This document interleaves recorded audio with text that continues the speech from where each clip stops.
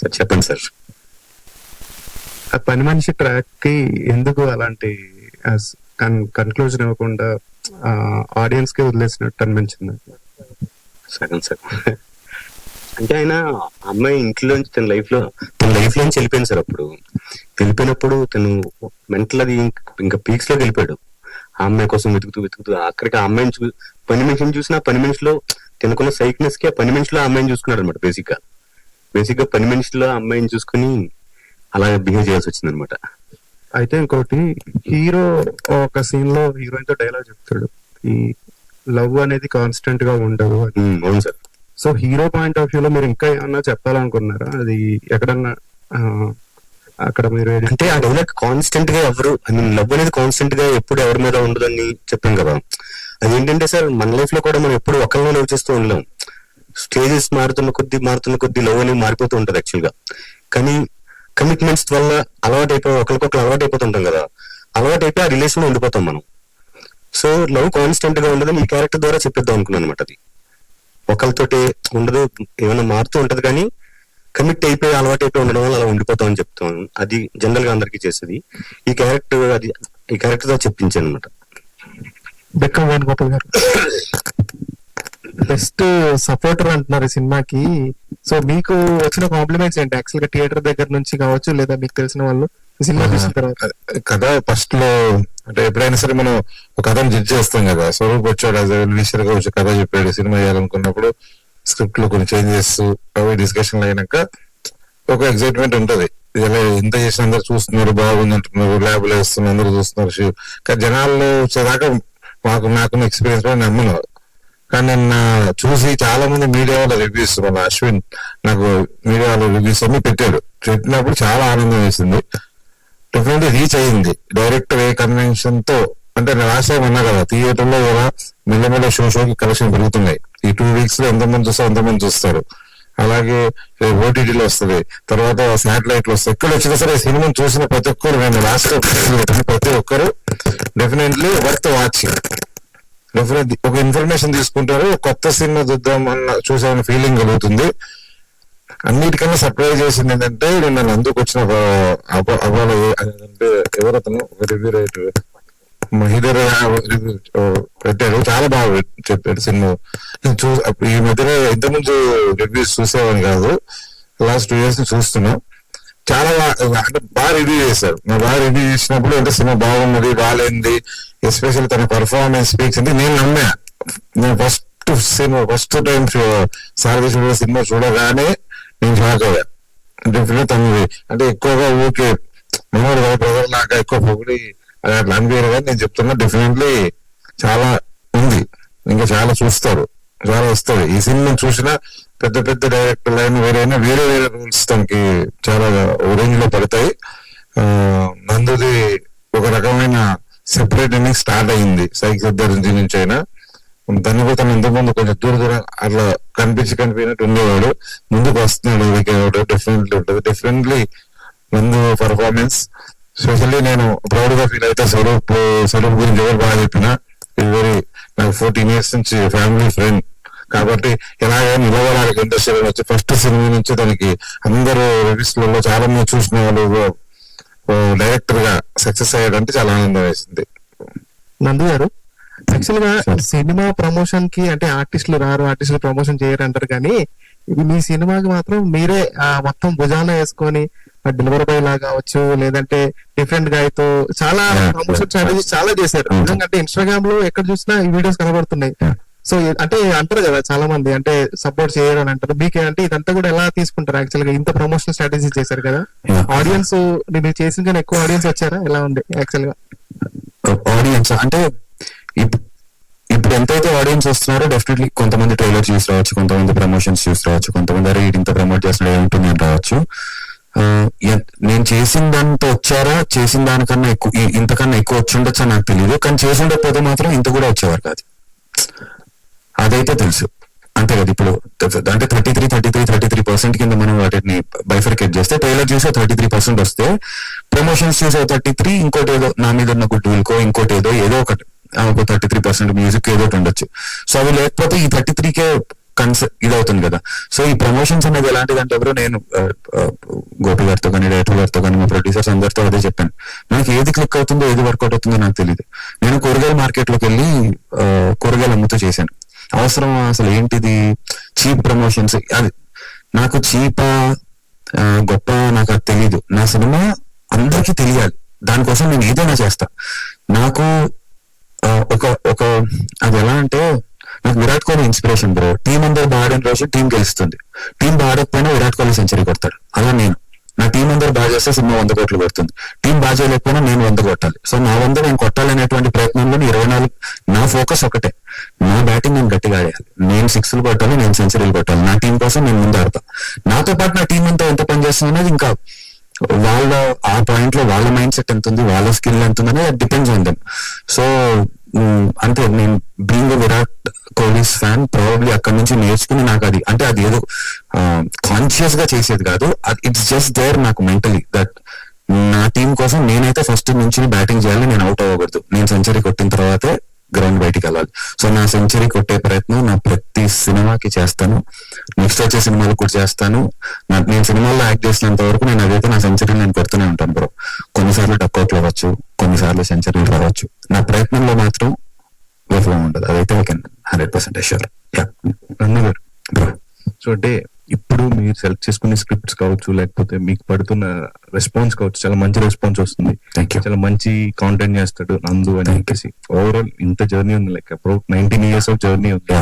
So ఇప్పుడు నందు గారు సెలెక్ట్ చేసుకునే స్క్రిప్ట్స్ లో ఏమైనా చేంజెస్ వచ్చాయి, లైక్ స్టేట్ ఆఫ్ మైండ్ కావచ్చు, లేకపోతే ఐడియాలజీస్ వచ్చింది బ్రో. వెరీ ఆనెస్ట్లీ చెప్పాలంటే నెక్స్ట్ కమిట్ అయినటువంటి 4 films ప్రాపర్ గా కమిట్ అయ్యాను నేను. ఆ 4 films అన్ని యూపీఐ సర్టిఫికేట్ లో చేస్తున్నాను.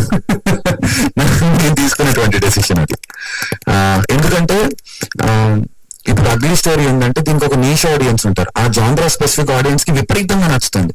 ఆ జాన్రా స్పెసిఫిక్ ఆడియన్స్ కాని వాళ్ళకి ఏంటి ఇంత వేగా ఉంది సినిమా అనిపిస్తుంది. లేదంటే సైక్ సిద్ధార్థ అయినా కూడా అంతే, అదొక జాన్రా స్పెసిఫిక్. సో నేను జాన్రా స్పెసిఫిక్ సినిమాలు కాకుండా ఫ్యామిలీ అందరూ చూసే సినిమా చేయాలి అనేటువంటి ఒక డెసిషన్ తీసుకున్నాను. సో నెక్స్ట్ చేస్తున్నవన్నీ కూడా లైట్ హార్టెడ్ కామెడీస్ ఆర్ ఒక సిన్సియర్ సింపుల్ గుడ్ యూ సర్టిఫికెట్ల కోసం ట్రై చేస్తున్నాం. ఏదో ఒక చిన్న దీనివల్ల చిన్న 5 sequence ఉన్నా మనకి U/A పడిపోతుంది. మాక్సిమం నెక్స్ట్ 4 సినిమాలు అయితే U/A సర్టిఫికెట్లు కూడా అదైతే కన్ఫర్మ్. నెక్స్ట్ 3 months 5 months అవుతుంది, సారీ 2 months లో వచ్చేస్తుంది నాకు తెలిసి. సో నా డెసిషన్ అయితే అది, but in positive way. I'm very happy doing this. కానీ జాన్రా స్పెసిఫిక్ 100 మందిలో ఇలాంటివి ఈ జాన్రాకి ఆడియన్స్ చాలా లిమిటెడ్ ఆడియన్స్ ఉన్నారు, కానీ ఆ లిమిటెడ్ ఆడియన్స్ మాత్రం 100% నచ్చుతుంది. బట్ ఆ లిమిటెడ్ ఆడియన్స్ కోసం కాకుండా అందరి కోసం చేయాలని అనిపిస్తుంది. All the best. Thank you so much my bro. Thank you. Nandu bro, hi sir. Hi bro. First of all congrats bro. Thank you bro. 2006లో వచ్చింది మీరు ఇండస్ట్రీకి, వచ్చి 20 సంవత్సరాలు అయింది. కరెక్ట్. అప్పట్లో 100% లో కొంచెం అందరికి బాగా తెలిసారు. తర్వాత సినిమాలు తీశారు, మంచి సక్సెస్ రాకపోయినా నిలబడ్డారు ఇండస్ట్రీలో. కానీ ఈ సినిమాతో మీకు మంచి పేరు వచ్చింది. Thank you. మీరు 20 సంవత్సరాలు పడిన కష్టానికి ఇదే ఫలితం. ఎందుకంటే ఈ క్యారెక్టర్ అసలు మీరు ఎంచుకోవడమే ఒక గుడ్ క్యారెక్టర్. ఇంకోటి ఏంటంటే ఈ సక్సెస్ తర్వాత అప్పట్లో మీ రిలేషన్ లో గానీ లేదా మీ వైఫ్ వాళ్ళకి గానీ చాలా మంది చెప్పుంటారు, ఇండస్ట్రీలో ఎన్నో సంవత్సరాల నుంచి ఉన్నారు నందుగా, ఆయన సక్సెస్ అవ్వలేకపోయారు అన్నోళ్ళకి ఇది ఒక సమాధానం అని చెప్పుకోవచ్చా? Thank you for asking this. మీరు చెప్పారు సార్, సమాధానం అని చెప్పుకోవచ్చా? ఇంకా ఇలాంటి సమాధానాలు చెప్తూనే ఉండాలా? నాకు తెలియట్లేదు, మీరే చెప్పండి. నిజంగా నాకు తెలియట్లేదు. జెన్యూన్ గా చెప్పండి, పేర్లు రాయకండి, నేను పేపర్లు ఇచ్చి వెళ్తా. నందు యాక్టింగ్ కి మీరు 10కి ఎన్ని మార్క్స్ చేస్తారని అర్థం. ఎవరు ఇస్తున్నా చిట్టిలేదు చూద్దాం. అదే 10కి ఇప్పుడు 100 మార్క్స్ కి ఎన్ని వేస్తారని ఇస్తాము. ఎవరు పేర్లు వేయకండి, అందుకు 100 ఎంత వేస్తారో చూద్దాం. ఒకవేళ అందులో మాక్సిమం పర్సెంటేజ్ డిస్టింక్షన్ లో ఉన్నాయి అనుకోండి, సమాధానం అయ్యి ఉండాలి. కాదు అంటే నేను ఇంకా ఎగ్జామ్లు రాయాలి, ఇంకా పాస్ అవ్వాలి, ప్రూవ్ చేసుకోవాలి. నాకైతే అలవాటు అయిపోయింది సార్, నన్ను నేను ప్రూవ్ చేసుకోండి. అది మొన్న నాకు ఇన్స్టాగ్రామ్ లో ఒక రీల్ వచ్చింది, నేను ఎంత టచ్ అయ్యానంటే ఎమోషనల్ ఫీల్ అయ్యాను. ఒక అతను శివలింగం దగ్గర కూర్చుని నువ్వు ఏంటో శివుడిని అడుగుతున్నాడు, నా గురించి అడుగుతున్నాడు. ఒక రీల్ ఒక తను అతను నన్ను పర్సనల్ గా తీసుకుని అటాచ్ అయిపోయాడు. ఏం శివయ్య కష్టపడుతున్నాడు, నువ్వు ఎందుకు వాడికి అంత కష్టపడుతుంటే ఏమని శివుడిని అడుగుతున్నాడు ఒక అతను కూర్చుని. నాకు అసలు నేను చూసి నేను చాలా మూవ్ అయిపోయాను. అతను పెట్టే భయ ఒక్కసారి నేను కలవాలని ఉంది. అంటే ఇంట్లో వాళ్ళు కూర్చొని పూజ చేసి నా కొడుకో నా అన్నకో నా మొగుడికో ఇటువంటి లాగా అతను నాకు ఎవరో తెలియదు అసలు. ఆ మనిషిని ఇన్స్టాలో రీల్ వస్తుంది. మరి అది ఏం చేస్తే ఇంకా ఇప్పుడు అసలు ఈ క్వశ్చన్ అడగటమే అంటే నేను ఇంకా సమాధానం ఇవ్వనట్టు, నాకైతే ఇంకా ఇవ్వాలి నేను.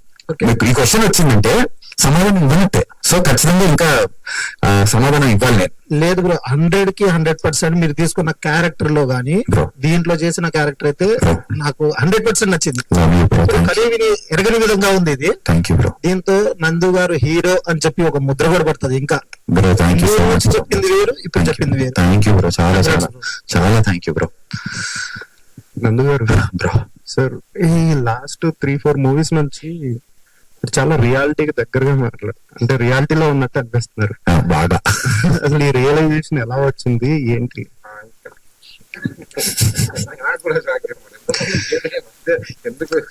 నేను చెప్పనా సార్, సామెత చండాలంగా ఉంటుంది కానీ సామెతలు వద్దులే. సో సామెత వద్దన్నారు. సో బేసికల్ గా నేను బయట ఇలా మాట్లాడుతాను, ఎక్స్ట్రోవర్ట్ లో కనిపిస్తుంటాను. యాక్చువల్ గా నేను నాకు నా వర్క్ నేను చేసుకోవడం. మీరు చూస్తే నాకు ఇండస్ట్రీలో ఫ్రెండ్స్ కూడా, నేను ఫ్రెండ్స్ వాళ్ళు పిలుస్తూ ఉంటారు పాపం, కానీ నాకు ఏదో ఒక బిడియం మొహమాటం. నాకు తెలిసిన వాళ్ళే. ఇప్పుడు ఈయననే నేను కలిసి నాకు ఎప్పటి నుంచో తెలుసు. నేను 2 years బ్యాక్ ఎప్పుడు వెళ్ళా మంచి సినిమా అంటే నేను వెళ్ళి, ఇప్పుడు సుకుమార్ గారు ఉన్నారు 100% లో నాకు హిట్ ఇచ్చారు కదా, అండ్ నాకు ఇవ్వటం అంటే ఆ సినిమాలో నాకు మంచి రోల్ ఇచ్చారు కదా, అది హిట్ అయింది కదా. ఆ సినిమా అయిన తర్వాత నేను సుకుమార్ గారిని కలవడానికి ఒక 7-8 ఏళ్ళు నేను కలవలేదు. కలిస్తే ఏమైనా ఫీల్ అవుతారేమో, ఏంటి వీడు ఊరికే దబ్బుతున్నాడని ఆయన అనుకుంటారేమో. ఆర్ నేను దేవకట్ట గారితో పనిచేసి ఆటోనగర్ సూర్యకి, ఆయన నా గురించి చాలా చోట్ల చాలా బాగా చెప్పారు.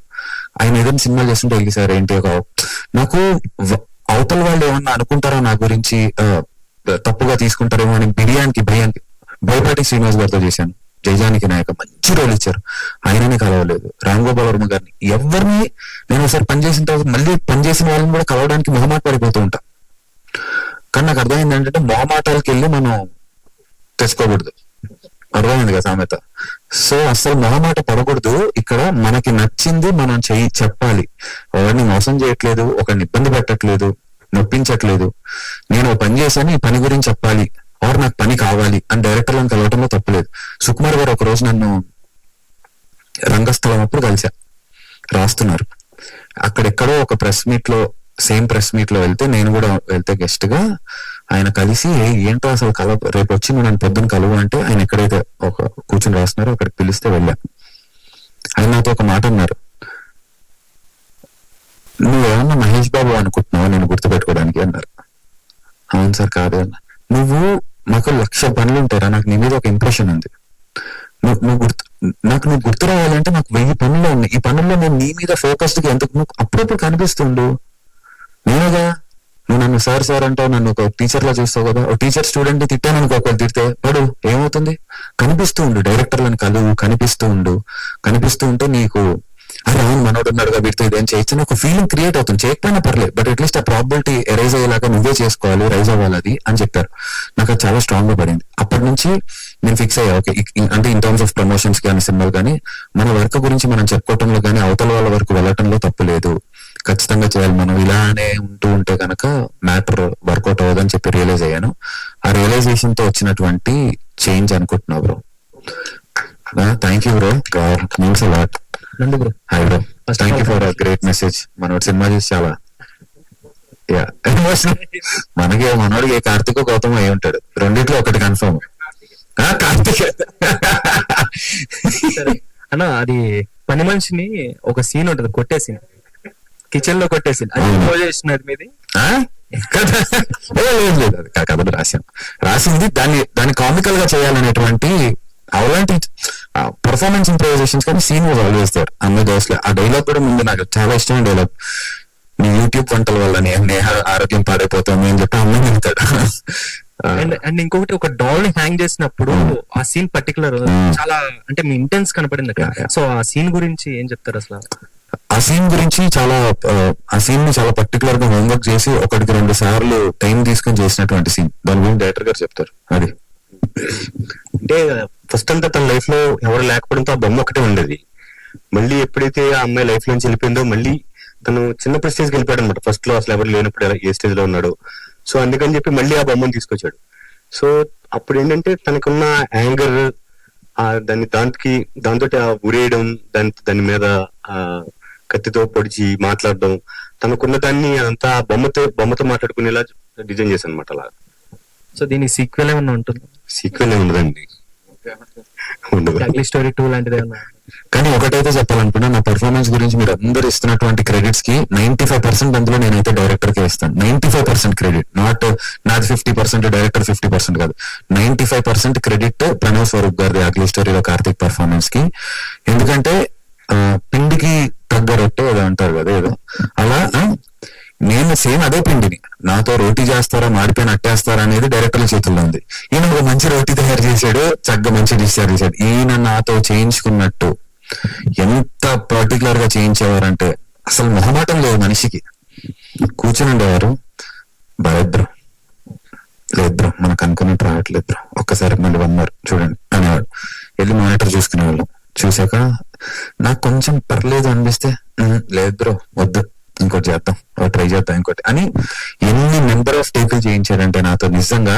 సో అండ్ నాకు చేసి చూపించేవారు కూడా.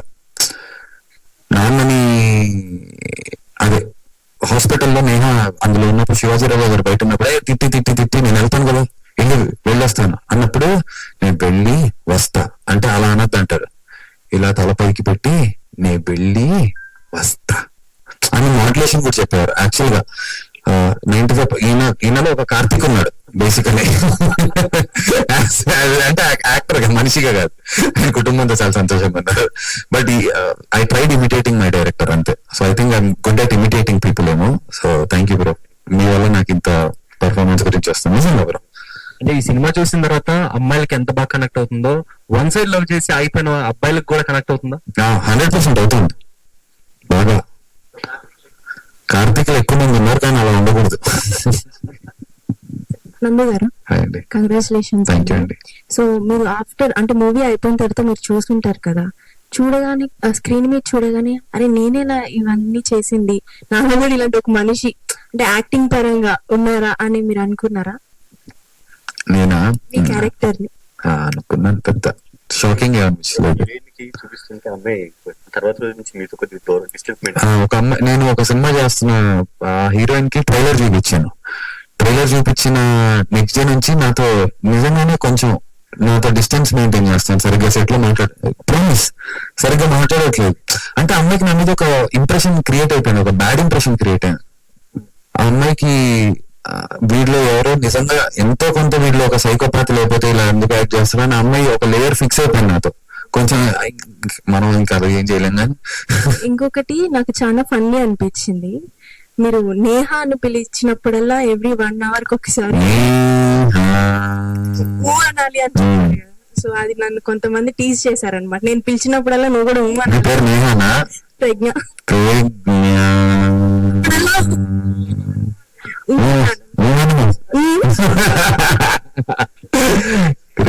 All the best. Thank you so much అండి. నేను ఒక వాయిస్ నోట్ చేసి మీకు పంపిస్తాను, క్వాలిటీ రింగ్ టోన్ లో పెట్టుకోండి. కంగ్రాచులేషన్స్ నందు గారు. Thank you ma'am. యాక్చువల్ గా ఏ స్క్రిప్ట్ మనం పిక్ చేసుకున్నా సరే, నెగటివ్ క్యారెక్టర్ చేసినప్పుడు ఏ సినిమాలో అయినా హీరోనే విలన్ లైక్ క్యారెక్టర్ బేస్డ్ ఎవరు చూడరు. సినిమా బయటకు వచ్చిన తర్వాత కూడా వాళ్ళ క్యారెక్టరైజేషన్ ఇలానే ఉంటుందేమో అని ఇప్పుడు మీరు అన్నట్టుగా హీరోయిన్ ఎలా అయితే చూస్తుందో. బట్ పిక్ చేసుకునేటప్పుడు ఆలోచించారా పర్ఫార్మెన్స్ బేస్డ్ ఓకే కానీ లైక్ ఐ థింక్ ఆలోచించాలి ఏమో కూడా తెలియదు. ఈ ఎక్స్పీరియన్సెస్ నేర్పిస్తాయి. ఏమో ఇప్పుడు నన్ను ఇప్పుడు ఇలా చూసారు కదా, నెక్స్ట్ రాసే డైరెక్టర్లు నెగిటివ్ లో రాస్తున్నారు అనుకోండి, అప్పుడు ఆలోచించాలి ఓహో దీని ఇంపాక్ట్ నా మీద వచ్చే కథల మీద కూడా ఉంటుందా అనేది ఆలోచించాలి. ప్రస్తుతానికైతే నేను చేసే హీరోగా సినిమాలు చేస్తున్నా, మంచి లవబుల్ సినిమాలు చేస్తున్నాను, చాలా సిన్సియర్ సింపుల్ లవ్ స్టోరీస్ కూడా చేస్తున్నాను.